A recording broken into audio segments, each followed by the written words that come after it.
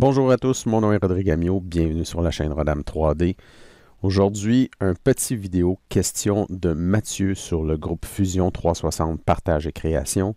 Comment réaliser une forme comme ceci? Donc, il avait déjà réussi à faire la forme dans ce sens-ci. Donc, si on enlève le dôme ici, je vais revenir dans l'historique de mon design. Donc, si on s'en vient ici, il avait déjà réussi à faire cette forme-là, d'accord? Moi, je l'ai réalisé en faisant des points à partir d'une croix ici, donc pour avoir du paramétrage. Donc, je suis capable de modifier ici ma croix. Et j'ai fait un spline qui a relié tous ces points-là pour faire la base. Et c'est tout simplement un extrude en angle. Donc, si je reviens un peu dans l'historique ici, et on regarde, donc j'ai fait un extrude en angle ici. Et ensuite, j'ai tracé un sketch avec une ligne en courbe sur le plan de côté. Et on a fait un split body. Donc, on a séparé le body et on a effacé tout simplement la partie supérieure qu'on vient de couper. Ce qui nous a fait la base de notre souris en tant que telle. Maintenant, ce qu'on veut, c'est créer un dôme sur le dessus ici. Et ça, la meilleure façon de le faire entièrement paramétrable, c'est avec les surfaces. Donc, allons-y tout de suite. Je vais faire tout simplement un genre de duplicate de ce projet-là. En fait, non, on va effacer tout ce que j'ai fait et on va recommencer from scratch de cette chose-là. Et voilà, je vais faire un delete de tout ça. Et voilà. Donc, j'ai ici ma forme de base. Je vais enlever les mesures ici pour qu'on ait un petit peu plus de contrôle. Donc, le but de faire ça, c'est on va faire deux choses. C'est qu'on va déliter la surface qui est là. Et on va se créer une raille pour la forme dans ce sens-là. Et ensuite de ça, on va patcher la surface. Donc, ça semble très complexe. C'est pas des fonctions de débutant, mais ça permet d'être beaucoup plus flexible. Donc, la première chose qu'il faut faire, c'est qu'on va réaliser que si j'essaye d'enlever la surface ici, que je suis dans l'environnement solide ici, et que je fais delete, il ne se passe rien. Il me donne une erreur parce que le logiciel ne comprend pas ce que je veux faire. Par contre, si je m'en vais en surface ici et que je fais un delete, là, il va me déliter la surface et je me retrouve avec des surfaces. Donc, les surfaces, c'est quoi? C'est que j'ai aucun solide ici. C'est tout simplement des parois qui n'ont absolument aucune épaisseur. Donc, je ne peux rien faire avec ça. C'est vraiment juste des épaisseurs. Si je voulais fabriquer un solide avec ça, il faudrait que je patche le dessus. Donc, il y a moyen de revenir ici avec ma patch et refaire ici. Je sélectionne tout le contour et il crée une patch automatiquement. On fait Entrée.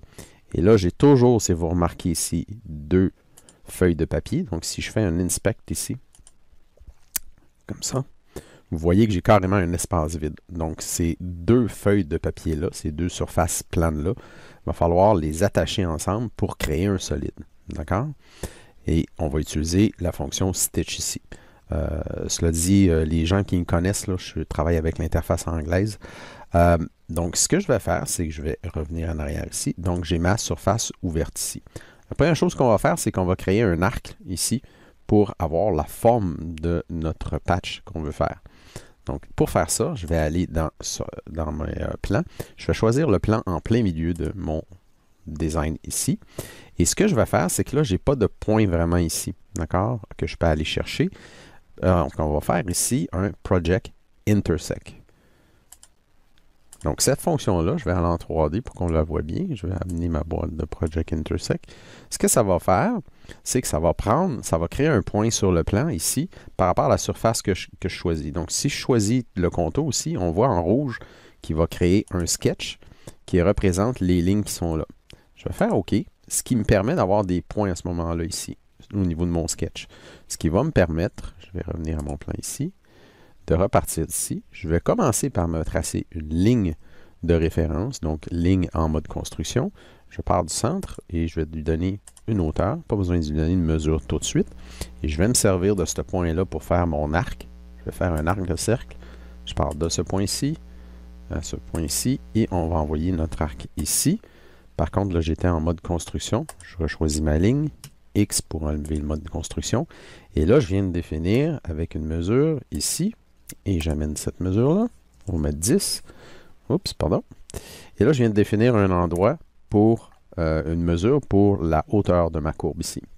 Et on va se servir tout simplement de cette ligne-là. Donc, je vais réafficher ici mes sketchs, pardon. On va enlever les autres sketchs.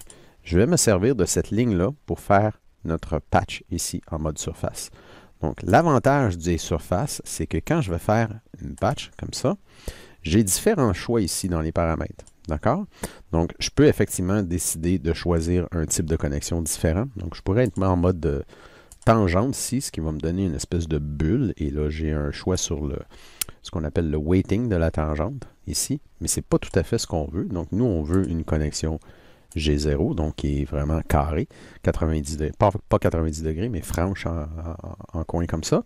Par contre, je veux qu'il suive la ligne qui est là. Donc, c'est ça ici, c'est Interior Rail, donc le chemin qu'on veut faire suivre sur notre patch. Je vais choisir ça ici et tout simplement faire clic là.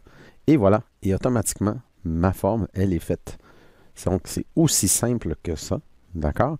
Par contre, il faut être conscient ici que j'ai deux bodies qui sont ouverts. Donc, il va falloir choisir ces deux bodies-là et les rejoindre ensemble. Donc, on va utiliser la fonction Stitch. Je choisis la surface qui est là. Je choisis le dessous. On voit le contour en vert qui va être attaché, qui va être soudé, si vous voulez. Et une fois que je fais Entrer, ça devient un body. Et là, à ce moment-là, si je fais mon Inspect, comme ça ici, et on voit bien que j'ai un solide complet. Le gros avantage de cette méthode, c'est que si je refais afficher les mesures, je réaffiche les dimensions ici, Show Dimension. Donc, je peux jouer ici avec la hauteur de ce paramètre-là. Je peux mettre 15 pour avoir une surface encore plus courbée. Donc, c'est ce qui permet de faire ce type de forme-là très facilement en maîtrisant un petit peu le mode surface et qui est entièrement paramétrable.